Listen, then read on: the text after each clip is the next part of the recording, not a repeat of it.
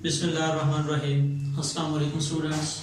Welcome to all of you in my YouTube channel Education with AEC.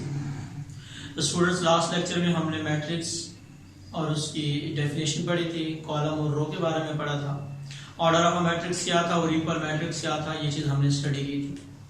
आज हम matrix की types के बारे में स्टडी करने जा रहे हैं। इसकी कितनी टाइप्स हैं, इनकी एग्जाम्पल्स क्या हैं, तो आइए चलते हैं अपने आज के टॉपिक की जानिब। तो स्टूडेंट्स इसकी सबसे पहले हमारे पास एक टाइप आती है कि रो मैट्रिक्स। रो मैट्रिक्स एक ऐसा मैट्रिक्स जिसके अंदर सिर्फ एक ही रो हो। A matrix having only one row is called row matrix. A matrix having only one row is called row matrix. For example हमारे पास एक सेट आता है, अगर हम इसी एग्जांपल लें, देखें 1 2 3, कोई भी नाम दे सकते हैं, कैपिटल लेटर से लास्ट में भी कहा था, इसको आप रिप्रेजेंट कर सकते हैं। तो एक ऐसा मैट्रिक्स आ रहा है जिसके अंदर आपके पास सिर्फ एक ही रो आ रही है। ऐसा मैट्रिक्स जिसके अंदर सिर्फ एक ही रो हो उसे हम रो मैट्रिक्स कहते हैं। उसके बाद हमारे पास दूसरे नंबर पे आता है कॉलम मैट्रिक्स। क्या चीज होती है?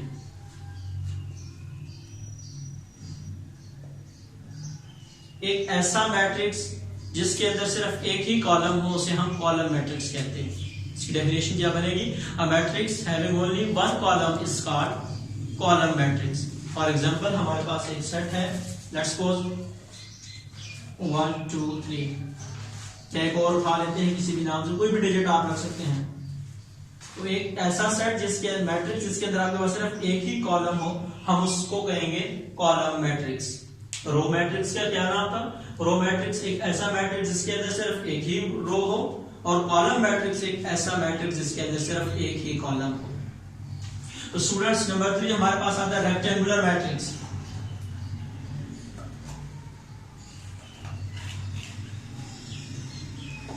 रेक्टेंगुलर मैट्रिक्स एक वो मैट्रिक्स होता है जिसके अंदर number of rows does not equal to number of column.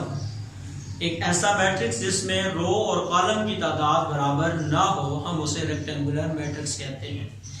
इसकी एग्जांपल हमारे पास आती है, लेट्स सपोज एक मैट्रिक्स है, हम उसके लेते हैं 1 2 3 4 5 6। अगर आप इसको देखें तो इसमें आपके पास दो रोज आ रही हैं, रो 1 और ये रो 2। और अगर आप इधर आते हैं तो इसके अंदर आपके पास तीन कॉलम आ रहे हैं, कॉलम 1 कॉलम 2 कॉलम 3। तो अगर हम इसको ऑर्डर देखें तो इसका ऑर्डर हमारे पास बनता है 2/3, या यूं भी कह दें एक ऐसा मैट्रिक्स जिसका ऑर्डर से ना हो उसे रेक्टेंगुलर मैट्रिक्स कहा जाता है। ये इसकी एग्जांपल आपके पास। उसके बाद नंबर 4 पे आता है स्क्वायर मैट्रिक्स।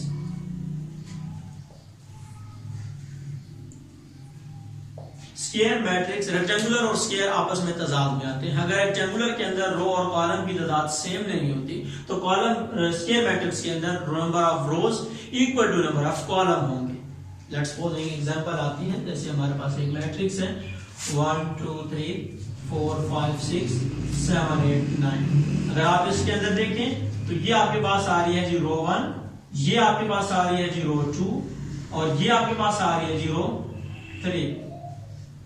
सिमिलरली इधर देखें तो कॉलम भी आपके पास 3 ही आ रहे हैं, तो इसका ऑर्डर क्या बनेगा?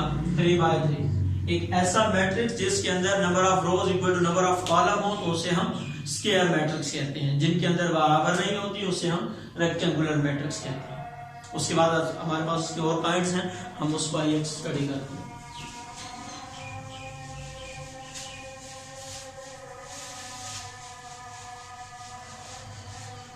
हमारे पास एक और आती है, इसकी एक काइंड है नंबर 5 पे, वो है नल और जीरो मैट्रिक्स।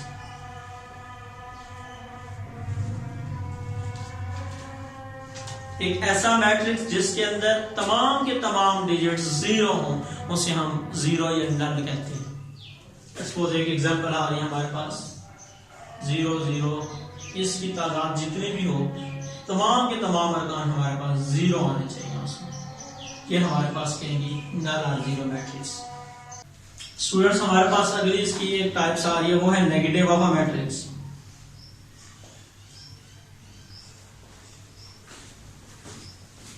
एक ऐसा मैट्रिक्स जब आप किसी मैट्रिक्स को किसी माइनस से मल्टीप्लाई करते हैं और उसकी नई आने वाली जो हमारे पास उसकी फंक्शन होता है या उसकी जो वैल्यू होती है वो हम उसको नेगेटिव ऑफ मैट्रिक्स कहते हैं। लेट्स सपोज एक एग्जांपल है हमारे पास मैट्रिक्स आ रहा है -1 2 -3 4। तो नेगेटिव ऑफ मैट्रिक्स क्या था, जब मैंने -1 को मल्टीप्लाई किया इसके साथ, तो इसके नतीजे में यहाँ की जो बनने वाली न्यू स्टेटमेंट है वो माइनस में क्या +1 -+3 +-2 और 4 में साथ जब बनेगा तो -4 आ जाएगा प्लस का था। तो ये नेगेटिव ऑफ मैट्रिक्स जो हमारे पास बना -1 का वो ये बना। तो एक ऐसा मैट्रिक्स जब आप किसी मैट्रिक्स को माइनस से मल्टीप्लाई करते हैं और फिर उसकी नई आने वाली जो हमारे पास वैल्यू होती है हम उसको कहते हैं नेगेटिव ऑफ मैट्रिक्स। तो स्टूडेंट्स उसके बाद हमारे पास एक टाइप्स आती है 7 पे, ट्रांसपोज ऑफ अ मैट्रिक्स।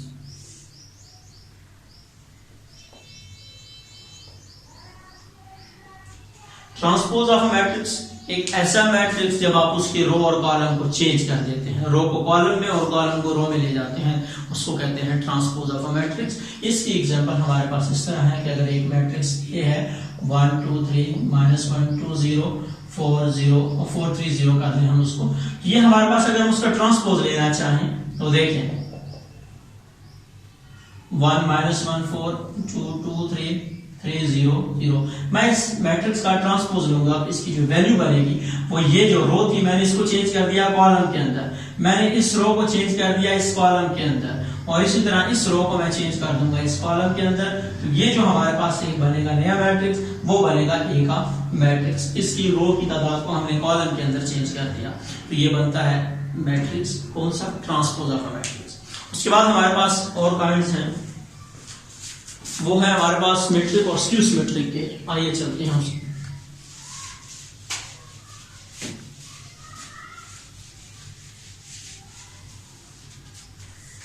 हमारे पास उसकी नेक्स्ट टाइप आ रही है सिमेट्रिक मैट्रिक्स।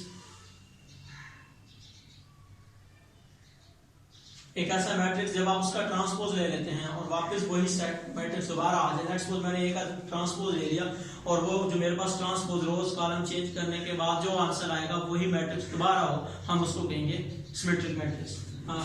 इसके आप एग्जांपल भी उठा सकते हैं। इसके अलावा इसकी स्क्यू सिमेट्रिक में मैं साथ साथ समझाना चाहता हूँ कि स्क्यू सिमेट्रिक के अंदर आप क्या करेंगे, यहीं पे मैं दोनों के एक अच्छी एग्जांपल आपको समझा देता हूँ।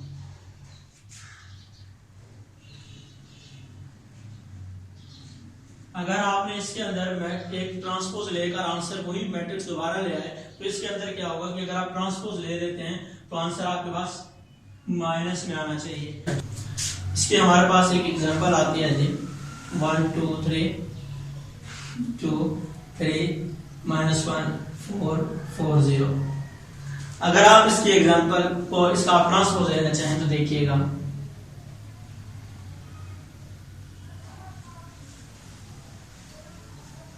देखें इसका मैं ट्रांसपोज लेता हूं तो क्या ये वो चीज बनती है वापस 1 2 3 की फॉर्म 2 -1 जो रो थी उसको आपने चेंज कर दिया और इसी तरह यहाँ पे 3 4 0 किया।